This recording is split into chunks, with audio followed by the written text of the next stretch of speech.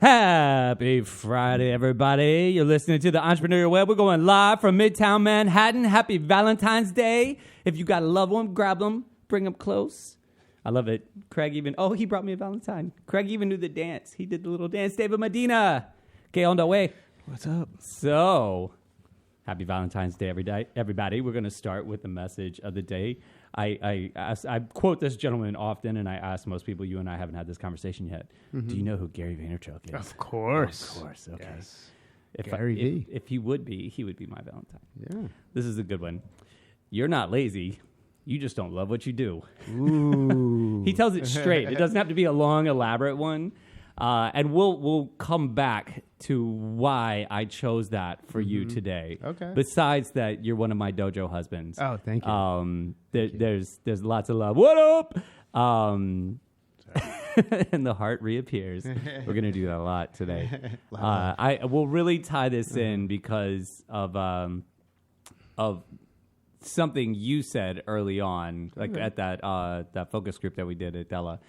And it's come up with so many people lately, and that quote, I just saw it yesterday, but it tied it all together, and I was like, I got it. I know what it is, and you really inspired a lot of really great things. Awesome. Happy to hear that. So I'd like to introduce my guest today. Well, I don't want to mispronounce your last name. Why don't you introduce yourself? What's your name? Craig Selinger. I would have messed that up. Yeah, it's Selinger. I'd have fucked that up. Sorry. Yes.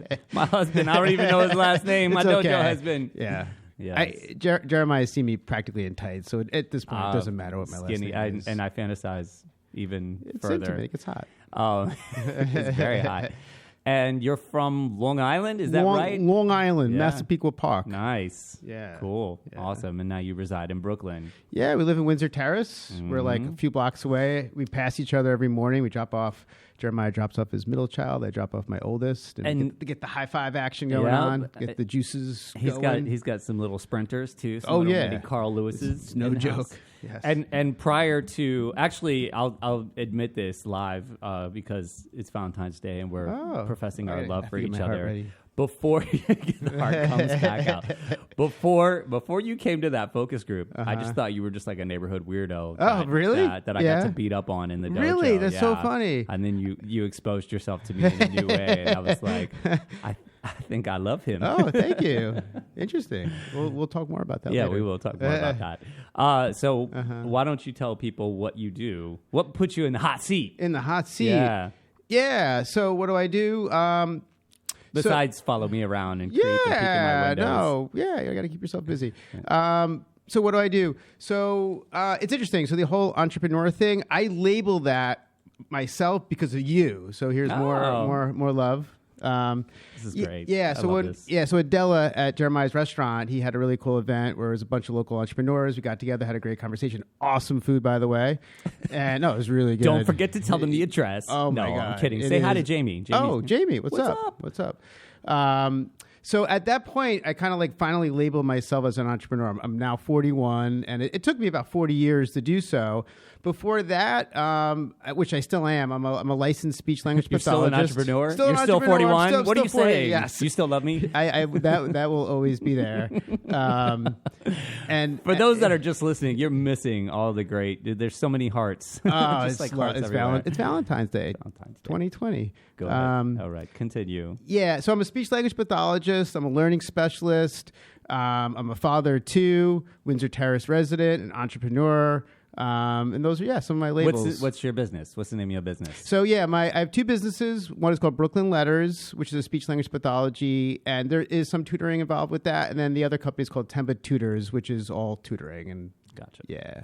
And these are largely digital formats, and you connect with people through that way. So it's kind of like the Tinder of speech pathology, right? Yeah. It's Speaking of love, it's like the Bumble of speech tutoring. Yeah, it's a good way. I'll use that. Welcome to Brooklyn Letters. We're just getting started too. It's going to be a long show. Welcome to Temba. I'm going to try to make Craig Do you blush find as this much tutor as speech possible. therapist cute? What do you think? And the heart reemerges. Yeah. But they're largely digital engagements, and that connects you to live people. Yeah, so no brick and mortar. The thing what you do with brick and mortar scares the shit out of me. Like totally scared. Seriously, like I have mad respect for people that do brick and mortar. People like kind of myself, like training with me, right? It just exactly, exactly. I'm like, when we're training, I take the heart, I rip it up, and it's a little upset at the end. Yeah, very. And then we come together. And yes, then we hug. Yes. We do. But yeah, totally different. The whole like having online websites. To me, it's funny. To me, it's easy. It's really, I know to other people seems scary. Yeah. But to me, it seems easy. It's like if you fuck up your website, it's like, to me, it's like, let's say there's a problem in your kitchen, right? That's a big deal. Yeah. Where a website, not a big deal. Like in 20 minutes, you erase it, you fix it. Nobody sees it. Nobody Department knows. of Buildings doesn't come They in. don't The knock fire on your department's door. not finding you. Yeah. Nobody's bothering you. So like for me, it's pretty easy. It's very low risk to me. Yeah. Financially, there's like anyone could have a website. Right. Do you have any rent? Yeah, exactly. No, like you can have like a little kid could literally have a website. You know, it's nowadays like everyone, if you have something of value where you can offer your service or a product, you should have a website. It really doesn't take much time or financial, you don't need much right. The cost of entry is pretty low. Yes, exactly. Compared to, I'd say probably something like restaurants, certain retail establishments, and like construction and contracting. Those are big cost of entry. God, kind of, and even construction.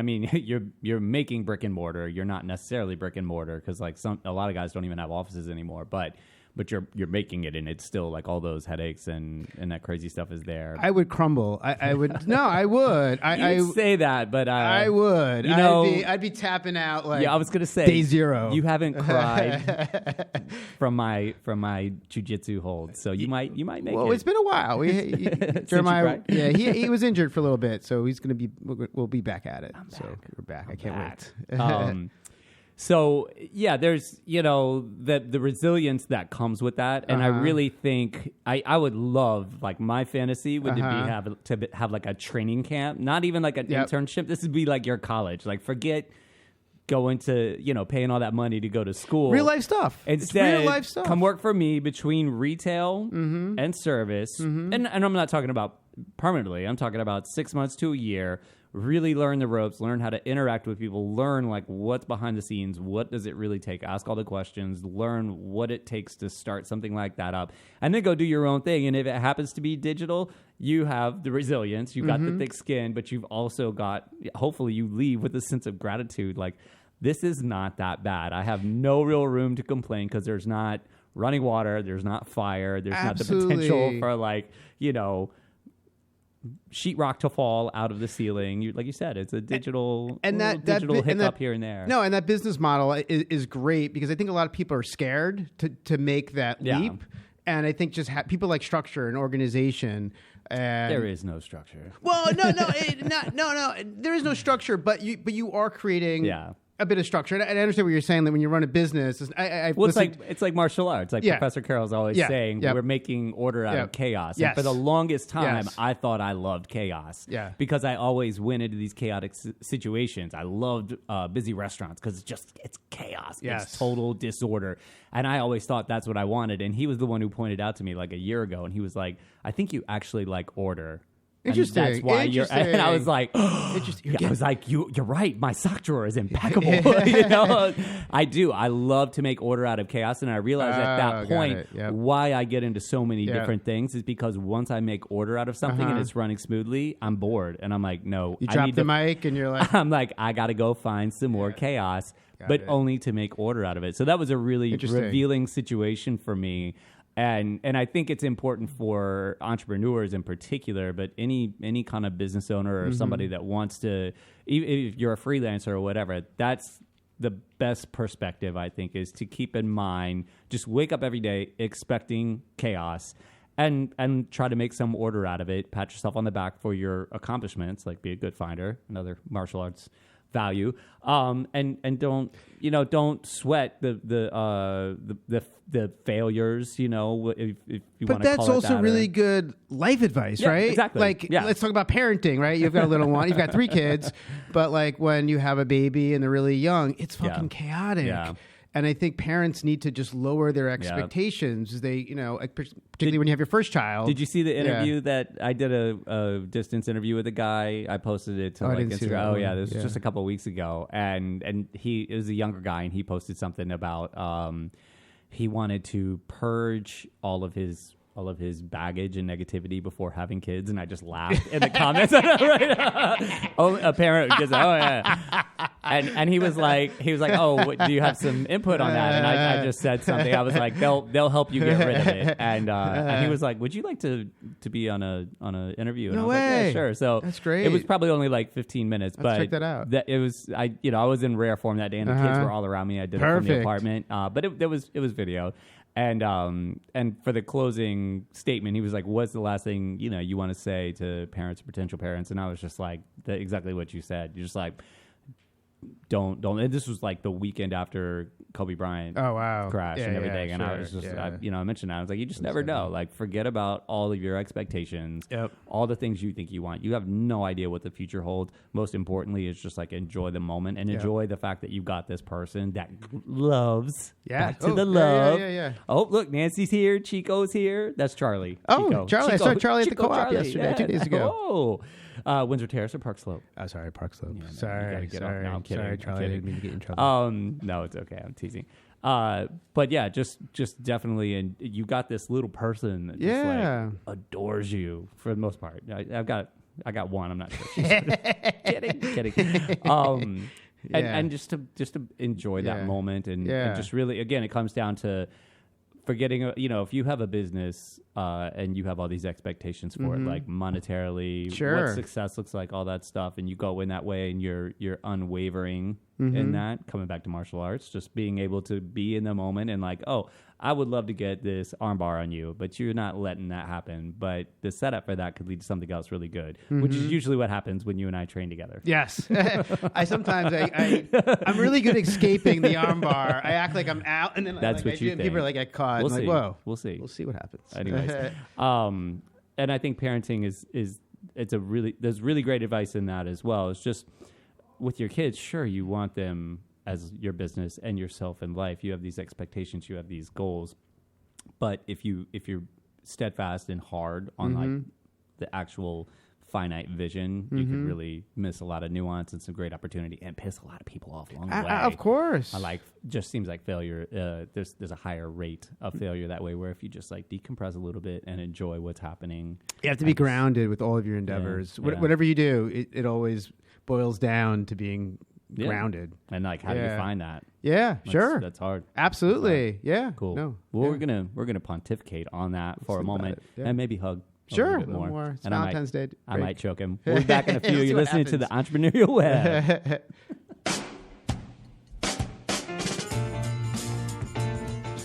You're listening to the Talking Alternative Network.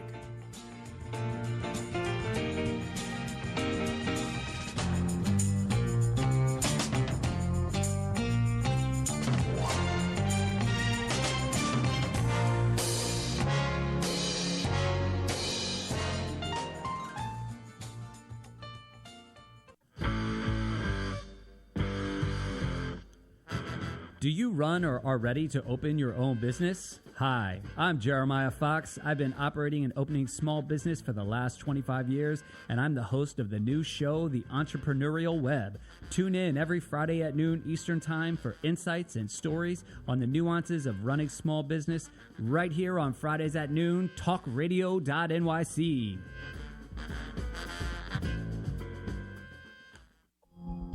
Are you a conscious co-creator? Are you on a quest to raise your vibration and your consciousness?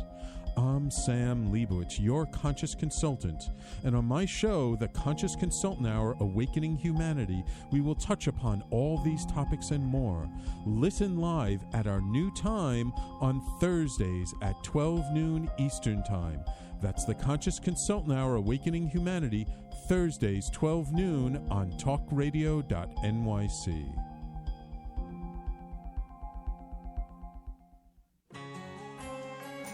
Talking Alternative Radio, 24 hours a day.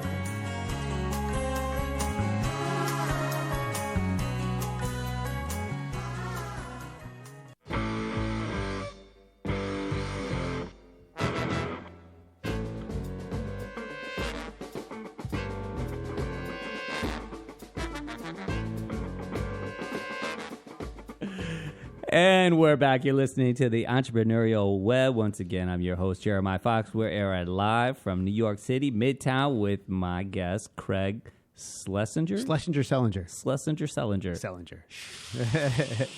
That's all I'm going to say. We were just taking a little playbook out of Bobby Seeger Jr.'s.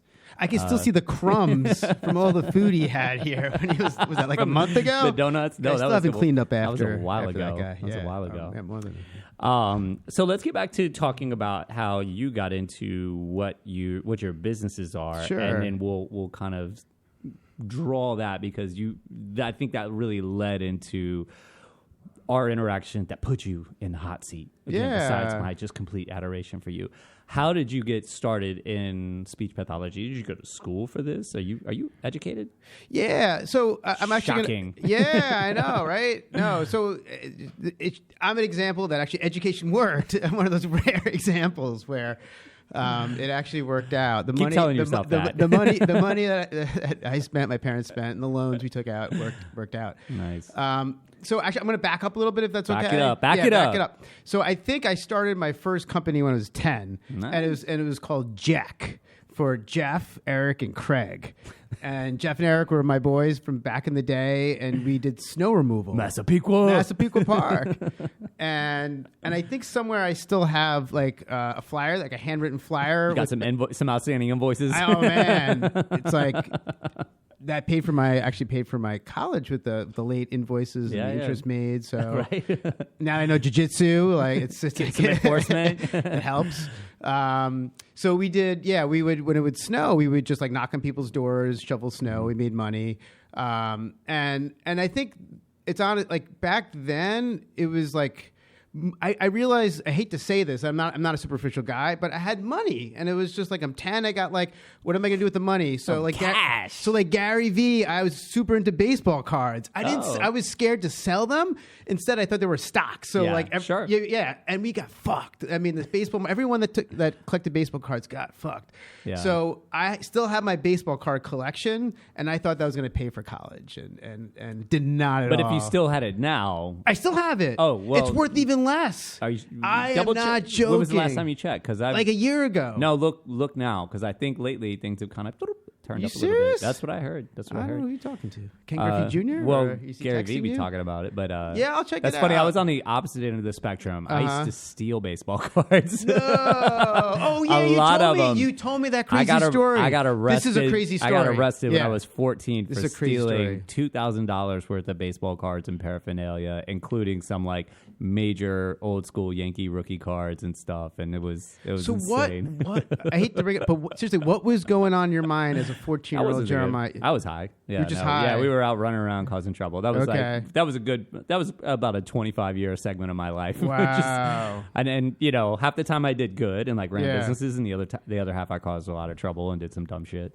Wow. And that was during one of the dumb shit eras. And so when you got caught, did you wake up? Or you still? Oh no!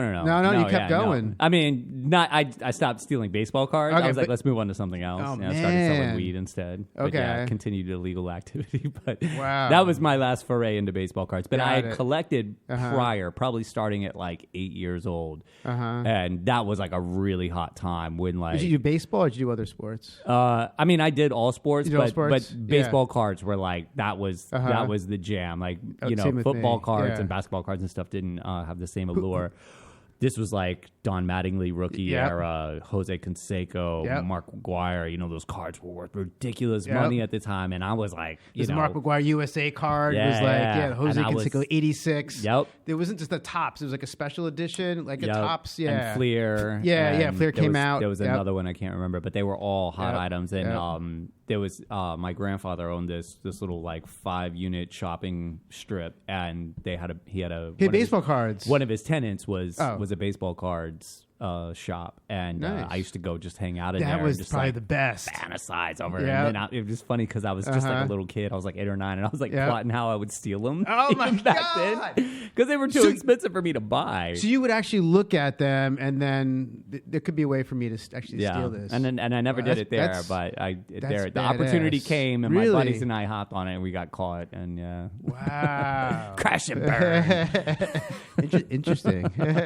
So that was my foray into Wow. entrepreneurship. Wow. Something for nothing. I hope my websites don't get hacked right Yeah. after the segment. Yeah, I know. So where did you go to school? Yeah. So And so what did you study? What were your degrees in? yeah. So since the age of 10, I've been working. I've literally been working nonstop.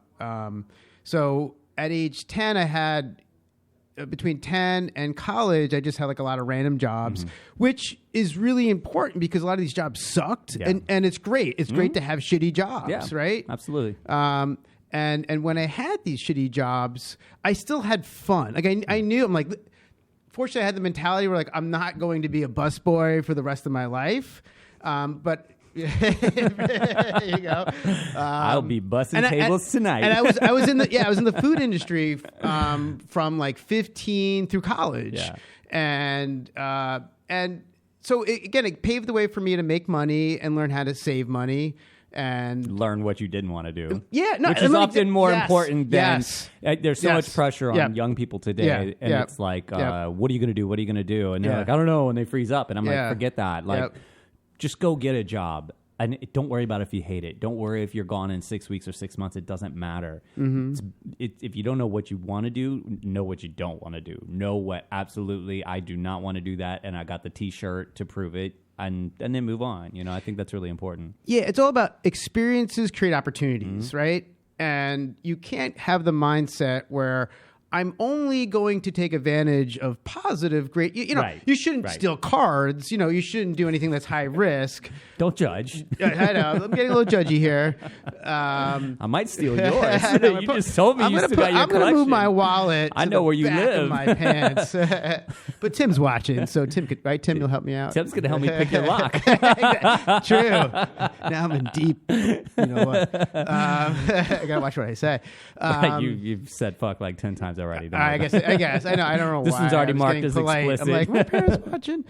So, yeah, but honestly, it's all about, you know, at any age. It really doesn't matter if you're a kid, and even as a parent, it's like I don't shield. Like, I mean, some stuff you shield your kids from, but I want my kids to experience disappointment. Yeah. You know, absolutely delayed gratification, because these are life skills, right? Yep.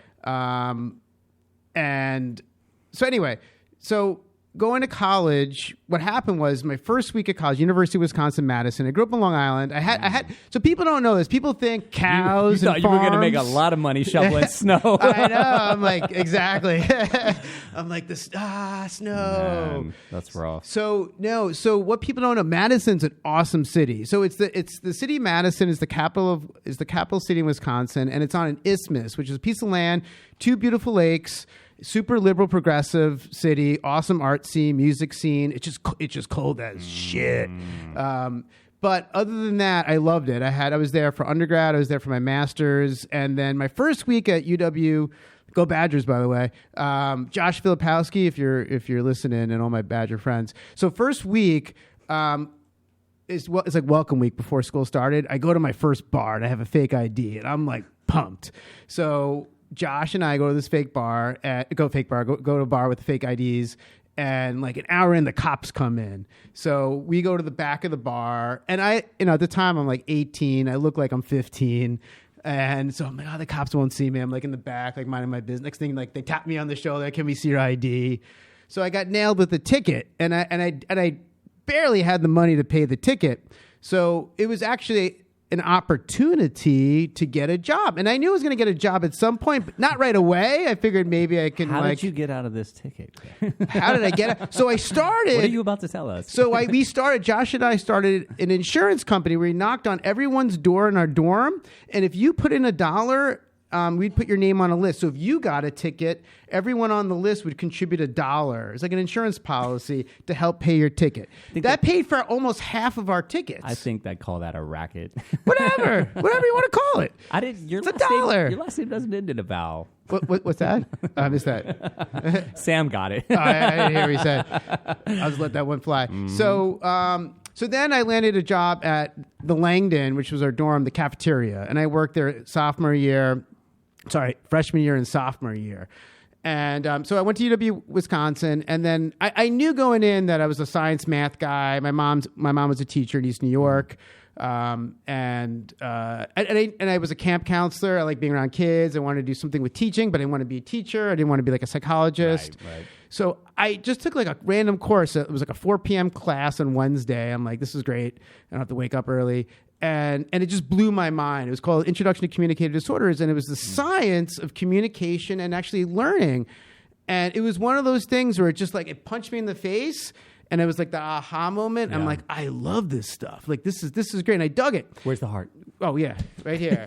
So this goes out to Dr. Julia Evans, who she was teaching the class at the time. Oh, so cute. That's Thank awesome. you. Who did that? And she took me under her wing.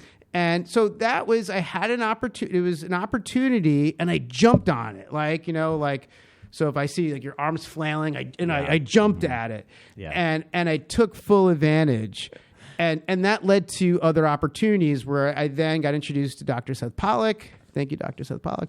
And he's a psychologist, and I started working in his lab. And then I got like a scholarship to go to grad school at Wisconsin. Nice. Cool. And I was working in a lab there. So you doing stayed research. there I stayed there. Master's degree. Yeah, I stayed there. Yeah. So I was there for six years.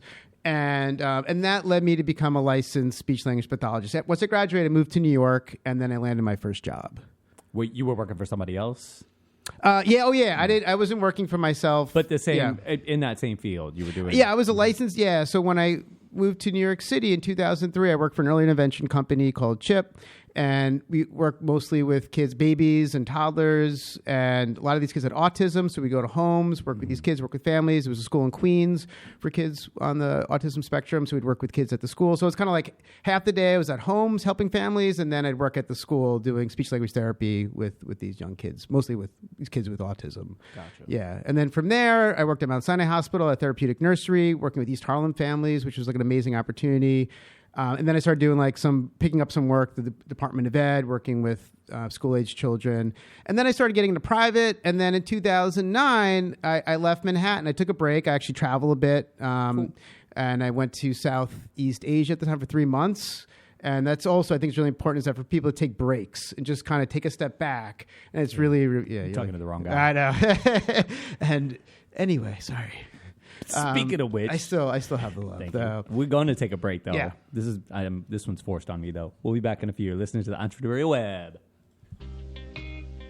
You're listening to the Talking Alternative Network at www.talkingalternative.com.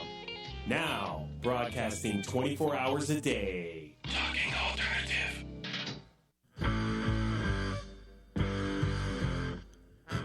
Do you run or are ready to open your own business? Hi, I'm Jeremiah Fox. I've been operating and opening small business for the last 25 years, and I'm the host of the new show, The Entrepreneurial Web. Tune in every Friday at noon Eastern Time for insights and stories on the nuances of running small business right here on Fridays at noon, talkradio.nyc.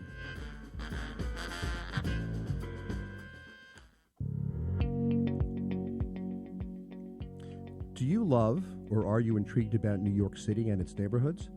I'm Jeff Goodman, host of Rediscovering New York, a weekly show that showcases New York's history and its extraordinary neighborhoods. Every Tuesday live at 7 p.m., we focus on a particular neighborhood and explore its history, its vibe, its feel, and its energy. Tune in live every Tuesday at 7 p.m. on talkradio.nyc. I'm the aptly named host of Tony Martignetti Nonprofit Radio. Big nonprofit ideas for the other 95%. Fundraising, board relations, social media. My guests and I cover everything that small and mid-sized shops struggle with. If you have big dreams and a small budget, you have a home at Tony Martignetti Nonprofit Radio. Fridays 1 to 2 Eastern at talkingalternative.com.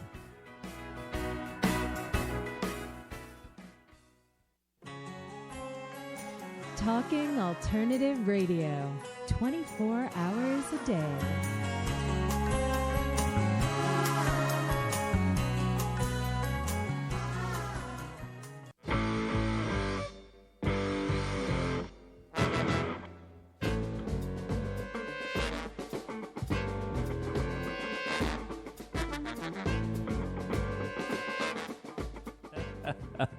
And we're back once again. You're listening to the Entrepreneurial Web. Your host Jeremiah Fox, my dojo husband Craig Selinger.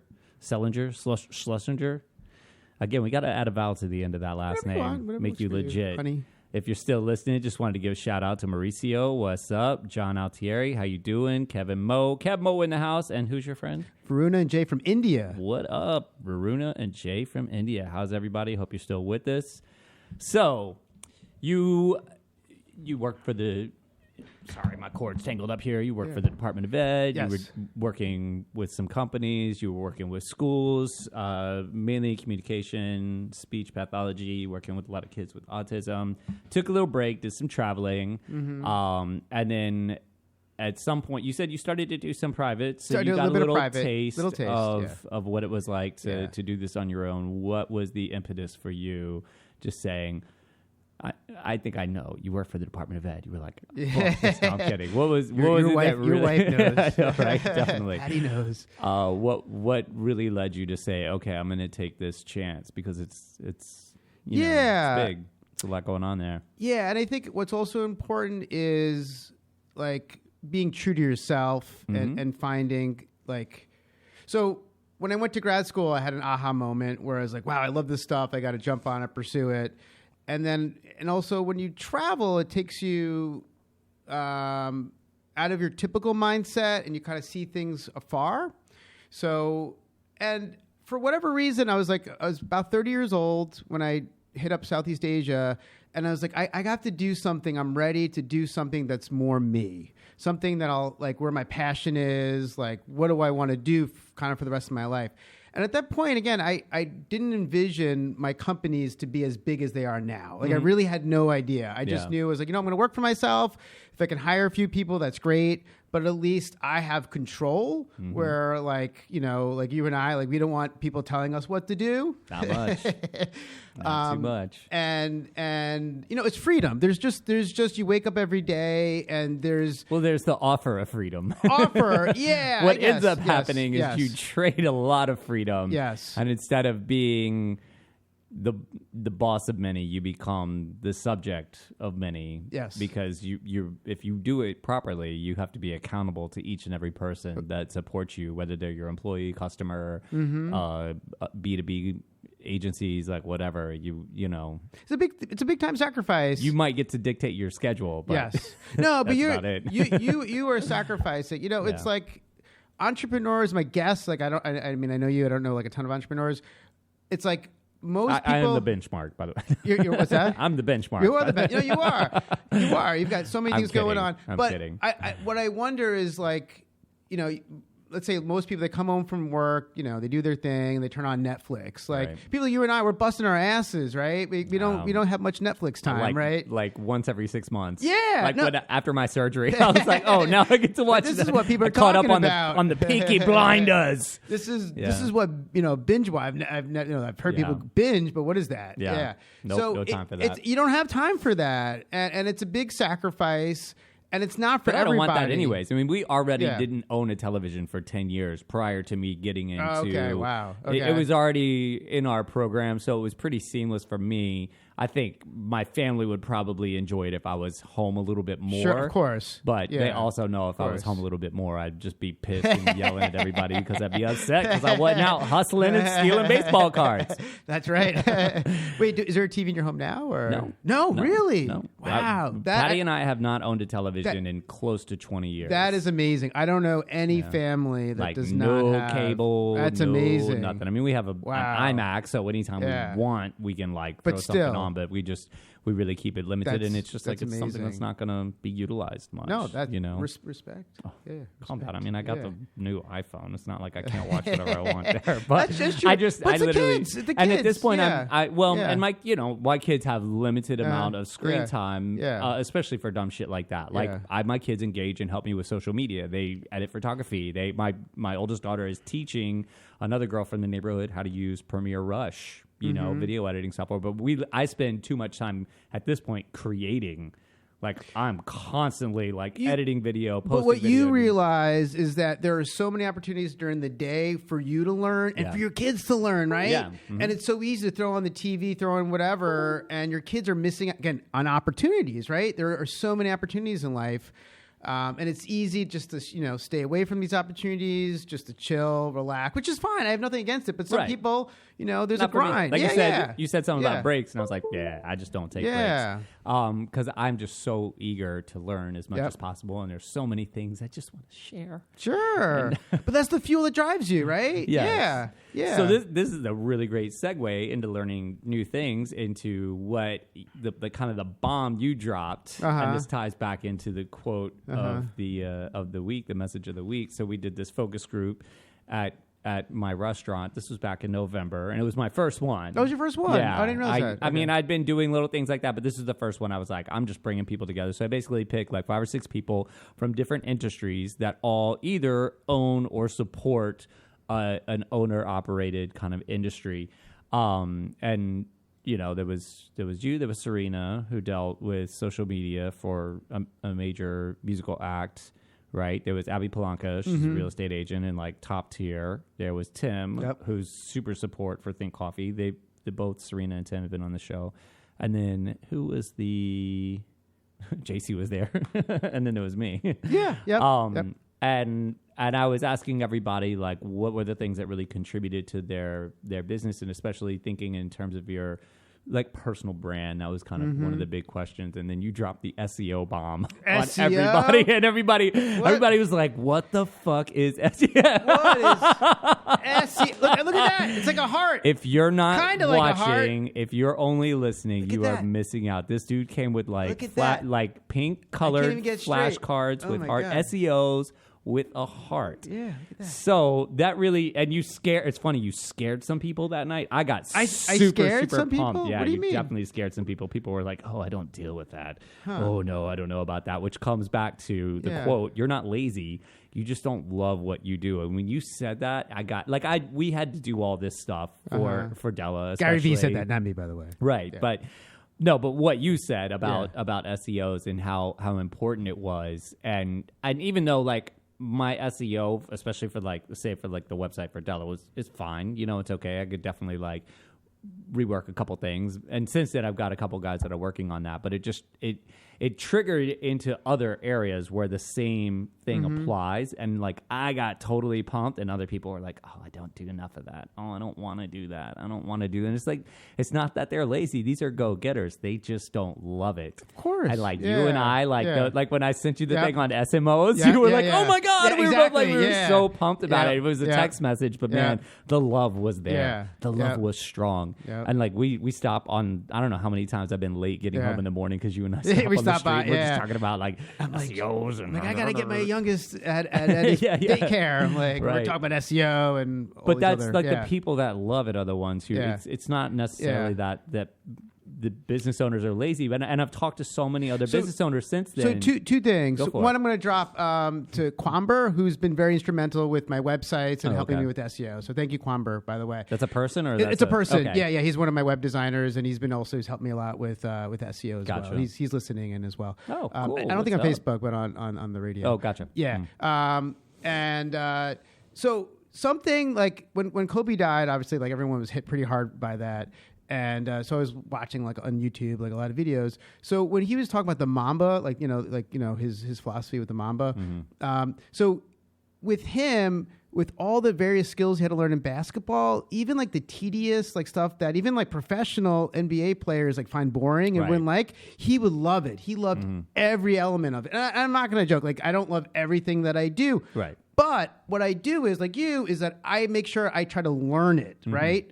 and learn the basics or the foundation, and then I can always hand it over to somebody else. Now I have that information. I'm all about that. Yeah, Yeah. And I love learning, right? But then there's those things that you love, and you're like, this is what I want to do. Oh, a lot of that, absolutely. And practicing that self-awareness to know, like, this is what really makes me tick. Yes. I know how to do this, but I definitely want to pass that off so that I can really, like, double down on the thing that I love, that all of it is necessary. Mm-hmm. And that was the funny part when I brought it up to people, like, how are things like with your SEO? What about your, like, what's your outreach like, especially digitally? And people are like, oh, I don't really deal with that. And I'm like, yeah, but you need to. And they're like, yeah, I just don't love doing it. I'm like, I understand. But it shows you the mindset is you that got to do it. but that shows you, like, even entrepreneurs, they may get scared of certain things and overwhelmed. Oh my God. And this stuff, SEO. Oh yeah, sorry. Thank you. SEO is really not that complicated, right? And it's not that hard. I mean, there's basic SEO and there's more advanced stuff. I'm no advanced black belt in SEO. All these people that are listening that don't know what the hell SEO Absolutely. is, give them a quick burner. Go. Sure. Yeah. Here we go. So here's the deal with SEO. So let's say you want to have a website, or you have a website and you have something to offer. Think about as if like you're driving around and you want. Let's do restaurants, for example. And the main drag in the town has some restaurants. So you know it's predictable. You're going to go to there's a few blocks of restaurants. So you don't know what restaurants are there. So you drive and then you see like, okay, this block, I want Italian food. This block, there's 2 Italian restaurants. You may say, you know what? And this is like before you can go on your phone, get reviews. You're like, you know what? These restaurants look good. I'm going to go eat there. Or maybe like, you know what? I'll drive one more block and I'll check out a few more. SEO is basically like if you want something, it's search engine. The search engine, such as Google, Bing, whatever, they decide which restaurants appear on page 1, block 1. Right. Which restaurants appear on block 2. And if you want to have some sort of relevancy, you really need to be on page 1, page 2, ideally. And most people don't go past page 1. No. Like most of them, they open that search engine and it's Yep. like what's there is going to dictate their decision. And in fact, you want to be in the top 10 choices. You should be, and particularly with a lot of local businesses. I mean, if it's corporate America, it's a different story. But if you're going against local this is competition, specific for like you own your own business, you got to strategically place yourself to get the right attention. And you can, and there's something called organic SEO where you don't pay any money, and it doesn't happen overnight. It just takes time. It takes time, and it's not hard. And you can be on page 1 or page 2. Of a search engine just by doing a lot of basic principles. And I think, again, it's something that, like, in general, what the trends now in 2020 are very different than like when I started my first website in 2007. It was completely different. So right now, I mean, there's a lot of information about SEO, but just to boil it down, what's really important is content. Having high quality content where you're offering information for your reader where they can learn something. You're trying to engage them where they don't bounce. So whenever people land on your website, there's stats for everything. So Google will know if someone, it's like a store. It's like someone's peeking in and they don't want to come in. Google knows with your website. If they open the door and they want to check out your store, they're there for a few minutes. Google knows that, and Google's like, oh wow, you have a good store. Yeah. And Google takes that data, and Google, there's truth to what Google does is they want to find the best stores for what customers are asking for. Right.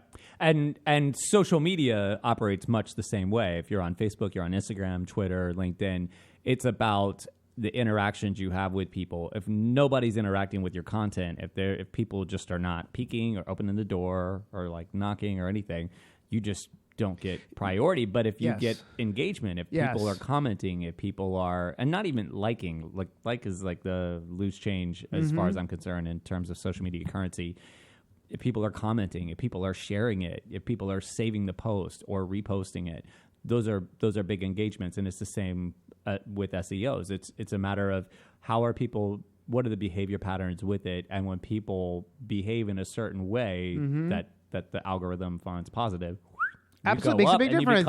And that's going to happen. Yeah, and that costs you nothing. Yes, costs you nothing. It's just it's just about the love. SEO. All right, we're gonna take one more short little love break. We'll be back in just a few. You listen to the Entrepreneurial Web. Talking Alternative Radio, 24 hours a day.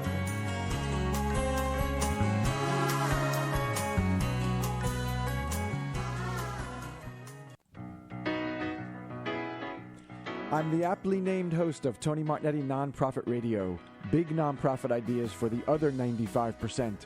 fundraising, board relations, social media. My guests and I cover everything that small and mid-sized shops struggle with. If you have big dreams and a small budget, you have a home at Tony Martignetti Nonprofit Radio. Fridays 1 to 2 Eastern at talkingalternative.com.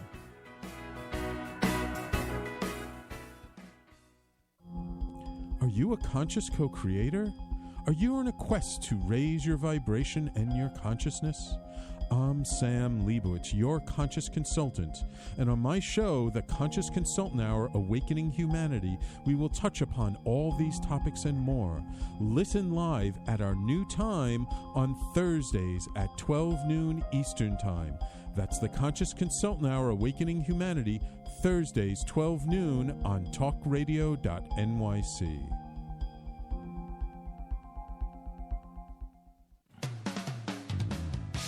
TalkingAlternative.com.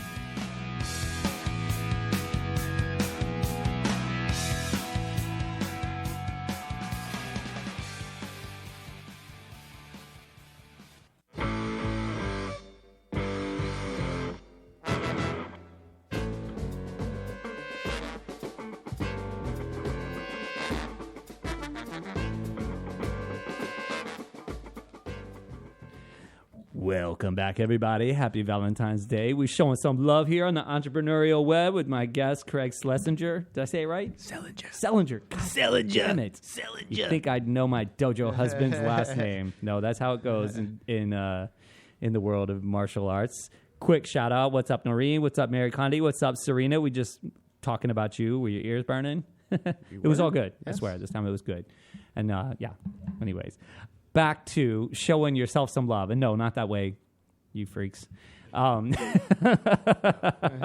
self-love for definitely for, it could be your website, it could be whatever your digital presence is, getting to that point where you have the right things in place, you have the right communication. It really comes down to communication, right? I think after all your degrees in that education, which I still am kind of shocked by, it worked. My education worked. That it really not for business, but as a speech language pathologist. No. Yeah, but not with business. But it comes down. No, I disagree. Like that night you came to the focus group, I was like, oh, this dude's got it. He's got the bug. Yeah. So that was when I think the real romance started. Sure. And then I started to go lighter on you in the dojo. I don't know if you noticed. But I see how it goes. Let you get, I don't submit you all the time. I let you slip out of some things. But it's gonna be hot the next time we're rolling. Yes, it is. Yeah. It is. So it really comes down to your ability to communicate to the right people, because obviously, like for you, you have a target audience. Yes. If you got good linguistics and everybody in your family does, they don't need your service. No, right? Absolutely, yeah. So know who you're talking to and know how to communicate to them in a way that inspires some reciprocity on that gets you bumped up. And then, so the other article I sent you had to do with SMOs, which is the paid version. So Craig had mentioned in the last segment, SEOs are unpaid for the most part. You can pay somebody to help you with them, but you don't pay for the service itself. Yes. Or you don't pay for the optimization itself. You could pay somebody that will help you align yourself non-organically to be in the top rankings of search engines, which I've done. But then there's SMOs, which you actually pay for, and that's like when you open a Google page and there's those sponsored ads at the top. What that article had mentioned was that as a new business, you probably should do both, but at different times. What they had pointed out, I don't know if you got to read the whole thing, was SMOs are better at the beginning. Yes. So you're brand new. Nobody even knows you exist. One of my favorite quotes, and I use this for one of my first shows ever, is if a tree falls in an empty forest, does it make a sound? If there ain't nobody there to hear it, sure, the sound waves go in motion, but if nobody's there to hear it, did it really happen? Right. And that's very true of your business, especially digitally. Like you might be brick and mortar along a little spot where people can walk by and see you. Okay, that's exposure, that's attention. But if you don't have a shop, if you're just digital, this is your domain. This is where you got to be like pounding the door. You got to. The other one I like is the squeaky wheel gets the grease. Yes. So you got to be like. You just gotta pound, man. You got to be loud. And SMOs and SEOs are a great way to do it. So they were saying, pay for SMOs up front. Maybe it's only a 2-month run. You know, you don't have to put a ton of money into that, and then start to work your organic with SEOs. Maybe work with, you could find a company, and I think this is what we did with Della, was we found a company that did SMO at the beginning, and we also paid them to help us strategically align the SEO, so that as we went forward in the SMO, money ran out, we had good placement for organic, and it's worked out well. We come That's up. great. I'm pleased. That's great. I could do a couple things to tweak it and make it a little better, but it seems to be good. The response has been good. Yeah. So this is how I would kind of summarize going back to SEO. So let's say you're new. Let's say you're starting a website, or let's say you haven't updated your website in a long time, and you plan on revamping it.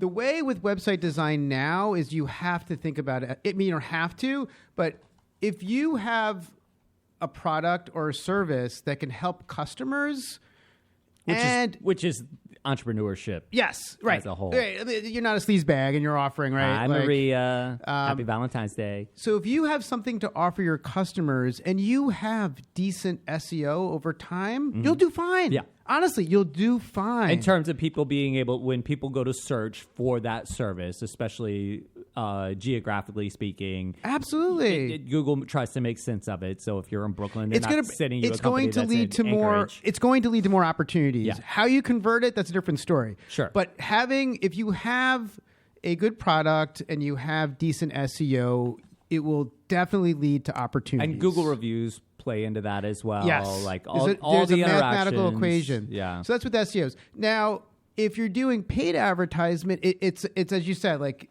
it really depends on the situation. For a lot of people, you should do both. For some people, I think everybody should do a little bit of both, but you have to look and see how the reactions are. But regardless, you have to have good SEO. Yes. So if you're redoing your website or you're starting a new website, there are a lot of web designers that don't take content, that they look at the design and the visuals, but they don't think about necessarily the SEO of the content. Yeah. And you really need to find a graphic designer that understands like up-to-date SEO or how you work in SEO, because you don't want to start kind of like a virtual shop and then you got to retrace it and then redo it. So they have to go kind of in tandem. Yeah. So I'll give you a quick example of like really cool. So Varuna, who's listening, hi Varuna again. So because I have decent SEO, she's from India and she came to the States. This was maybe 8 or 9 years ago. And she was in the States, and she brought her son, Jay, who needed some help. And so myself and Sarah, who's one of the first speech pathologists that I hired, we worked with this family. Now, they found us online. They also happened to get a recommendation from someone they knew in New York City.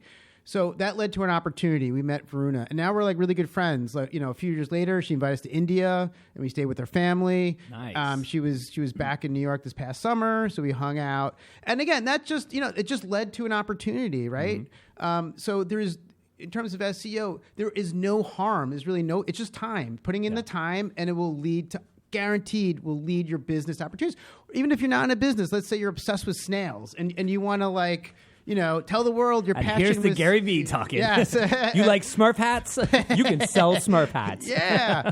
And if you get the content and good SEO, you're going to lead to more opportunities. You'll meet other people that are obsessed with snails, whatever, right? Right.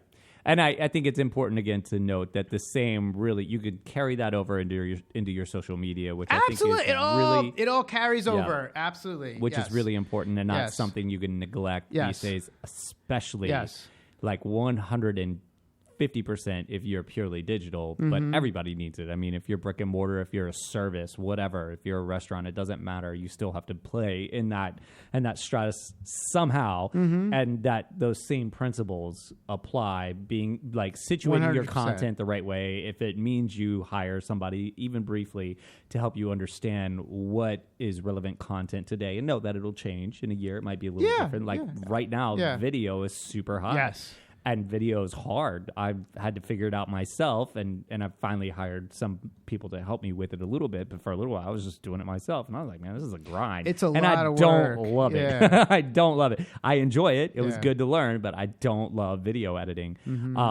But knowing what's hot and then creating the video the right way to get that engagement, and you can use that same video on your website to help improve your SEO. Absolutely, it's a circle of life. Yes. You watch too much Lion King. Yeah. Yeah. So we got a few moments left. Yeah. I want you to drop a nugget on everybody. What you got to have? What else you got in your pockets? That was it. Maybe if you invite me and it's like a different holiday. For Hanukkah, I'll bring a menorah. I'll bring dreidels. Any last minute thoughts for people who are already in it or thinking about doing it that just something that really has helped you along the way? Yeah. Be successful and maintain your focus and besides training with me and just being surrounded with me, seeing me every day.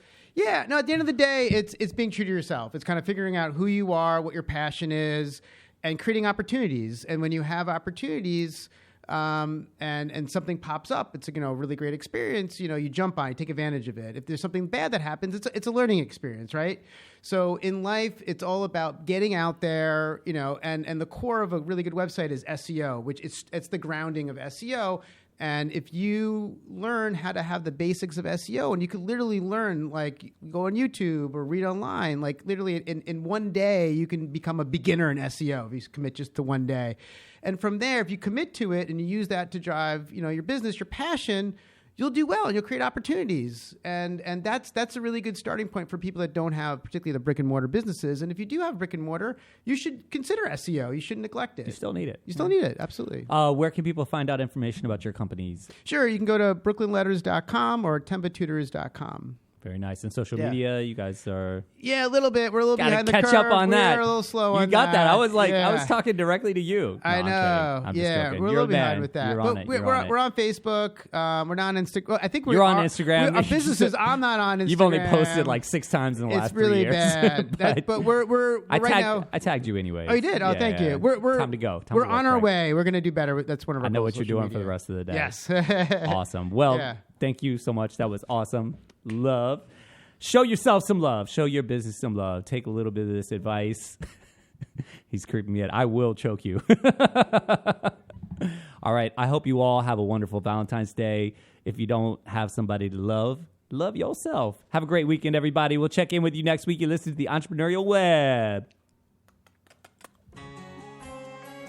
Talking Alternative Radio, 24 hours a day.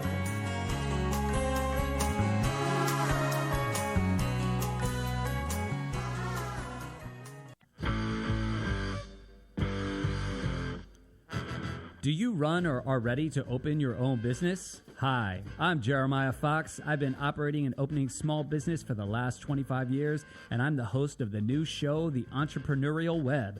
Tune in every Friday at noon Eastern Time for insights and stories on the nuances of running small business right here on Fridays at noon, talkradio.nyc.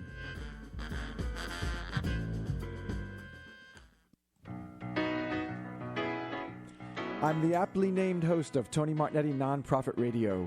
Big nonprofit ideas for the other 95%. Fundraising, board relations, social media.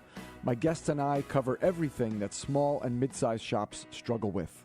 If you have big dreams and a small budget, you have a home at Tony Martignetti Nonprofit Radio.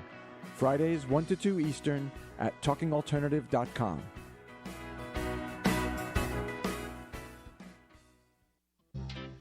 Hey, all you crazy listeners. Looking to boost your business? Why not advertise on Talking Alternative with very reasonable rates? Interested? Simply email at info@talkingalternative.com.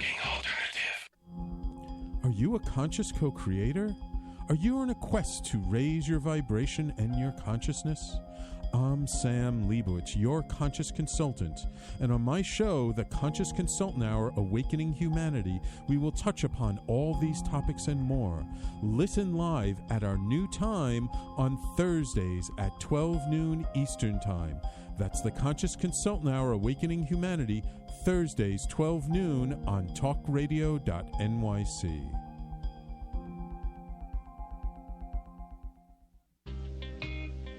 You're listening to the Talking Alternative Network at www.talkingalternative.com. Now, broadcasting 24 hours a day. Talking Alternative. Do you love or are you intrigued about New York City and its neighborhoods? I'm Jeff Goodman, host of Rediscovering New York, a weekly show that showcases New York's history and its extraordinary neighborhoods. Every Tuesday live at 7 p.m., we focus on a particular neighborhood and explore its history, its vibe, its feel, and its energy. Tune in live every Tuesday at 7 p.m. on talkradio.nyc.